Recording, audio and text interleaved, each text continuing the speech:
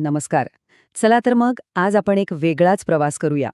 थेट 2500 वर्षांपूर्वीच्या जेतवन विहारात, जिथे एका भिक्खूच्या संघर्षातून एक गहन सत्य समोर आलं. हो, आणि ते प्राचीन सत्य आजच्या आपल्या धावपळीच्या आयुष्यात कसं वापरायचं हेही आपण समजून घेणार आहोत.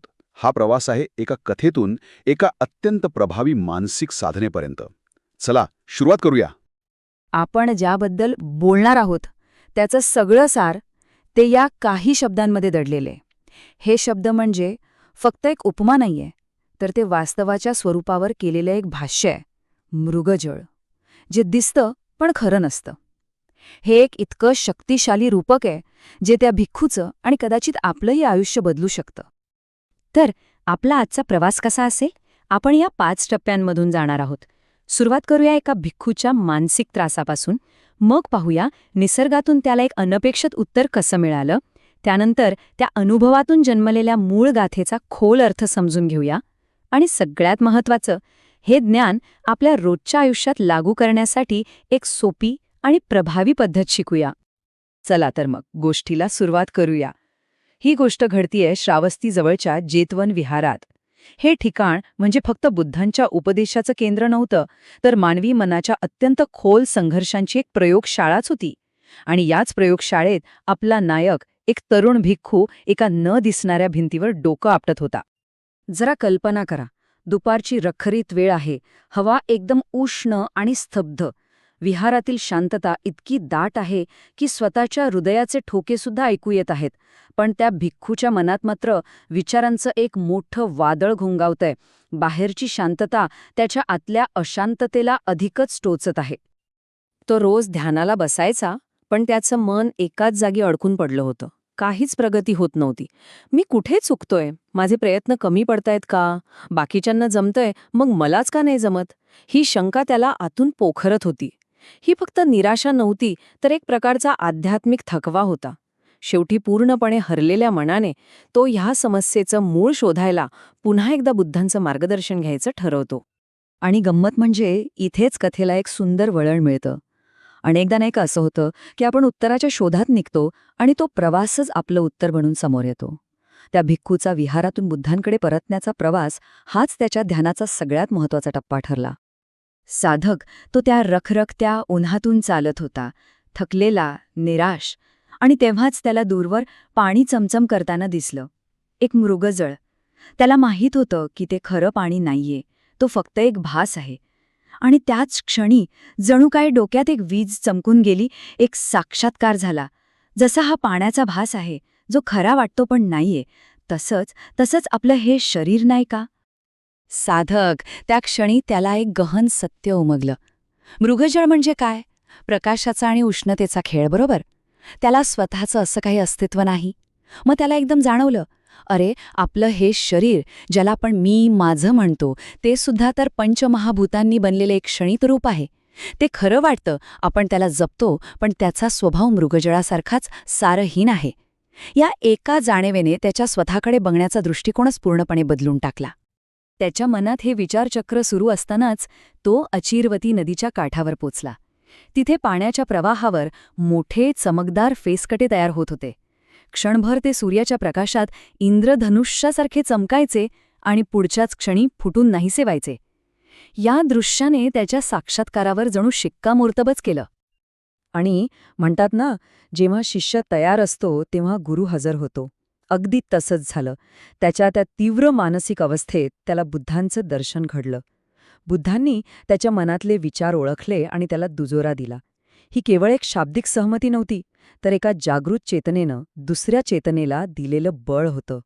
तुझा मार्ग बरोबर आहे, या शब्दांनी त्या भिक्खूचा आत्मविश्वास परत आणला आणि त्याला अंतिम सत्यासाठी तयार केलं. आणि याच अंतिम सत्याला, याच साक्षात्काराला बुद्धांनी एका सुंदर गाथेत गुंफलं. हो, हीच ती गाथा, त्या भिक्खूच्या संपूर्ण प्रवासाचं, त्याच्या साक्षात्काराचं सार. आपल्या आजच्या विवेचनाचा हाच गाभा आहे. पेणुपम कायमिमं विधित्वा मरीचिधम्मं अभिसंबोधानो छेत्वान मारस्य पपुप्फकानी अद्दस्नं मच्चुरासगच्छे. साधक याचा अर्थ इतका सुंदर आहे की जेव्हा एखाद्या व्यक्तीला शरीराच्या क्षणभंगूर आणि सारहीन स्वभावाची खरी ओळख होते तेव्हा ती व्यक्ती मोहाच्या आणि आसक्तीच्या सर्व बंधनातून स्वतःला सोडवते. आणि असं केल्याने ती जन्ममृत्यूच्या चक्रातून म्हणजेच मृत्यूच्या राजाच्या नजरेतून कायमची सुटते. आता यातला एक शब्द खूप महत्वाचा आहे, मरीची धम्मम. मरीची म्हणजे मृगजळ आणि धम्मम म्हणजे स्वभाव किंवा नियम. याचा अर्थ फक्त मृगजळासारखं असा नाही, तर ज्याचा स्वभावच मुळात मृगजळाचा आहे असा आहे. ही केवळ एक तुलना नाही, तर वास्तवाच्या मूळ स्वरूपाचंच वर्णन आहे. आणि दुसरा शब्दसमूह आहे मारस पपुफ कानी, म्हणजे माराची फुलं. आता ही काही बागेतली फुलं नाहीत बरं का.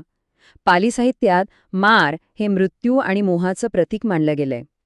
आणि त्याची फुलं म्हणजे आपल्या आयुष्यातल्या त्या सगळ्या आकर्षक गोष्टी ज्या आपल्याला आसक्तीच्या जाळ्यात अडकवून ठेवतात.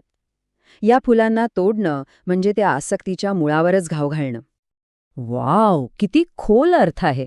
पण आता प्रश्न हा आहे की ह्या 2500 वर्षांपूर्वीच्या शब्दांचा आजच्या जगात काय उपयोग, बरोबर ना? ही गाथा फक्त साधकांसाठी नाहीये, तर आपल्या सगळ्यांसाठी एक युजर मॅन्युअल आहे. हे आपल्याला आजच्या जगातली आधुनिक मृगजळं ओळखायला शिकवतं. आपलं आयुष्य अशा अनेक मृगजळांनी भरलेलं आहे. पहिलं आणि सगळ्यात मोठं मृगजळ म्हणजे आपलं सोशल मीडिया सेल्फ. आपलं ऑनलाईन प्रोफाईल जे खरं वाटतं, पण ते आपल्या आयुष्याचं एक निवडक, फिल्टर केलेलं रूप असतं. दुसरं मृगजळ आहे करिअरची शिडी. सतत पुढचं पद, मोठा पगार, आणखी यश मिळवण्याची धडपड. ही ध्येय दुरून खूप आकर्षक वाटतात, पण ती गाठल्यावर मिळणारा आनंद पाण्यावरच्या फेसकट्यासारखा क्षणिक असतो. आणि तिसरं, आदर्श नातेसंबंधांचा शोध. एखादी परफेक्ट व्यक्ती भेटेल आणि आयुष्य सुखी होईल, हा विचारच एक मृगजळ आहे, जो नात्यांच्या सहज आणि सतत बदलणाऱ्या स्वभावाला नाकारतो. मग करायचं काय? या आधुनिक मृगजळांच्या मागे धावणं थांबवायचं कसं? त्यांच्या भ्रामक स्वरूपाला ओळखायचं कसं? यासाठीच ही गाथा आपल्याला एक सोपा पण अत्यंत प्रभावी सराव देते. चला तर मग आपल्या सरावाच्या प्रयोगशाळेत प्रवेश करूया. हा सराव तुम्ही कुठेही कधीही करू शकता. दिवसातून फक्त 3 वेळा थांबा. एक मोठा श्वास आत घ्या आणि हळुवारपणे सोडा.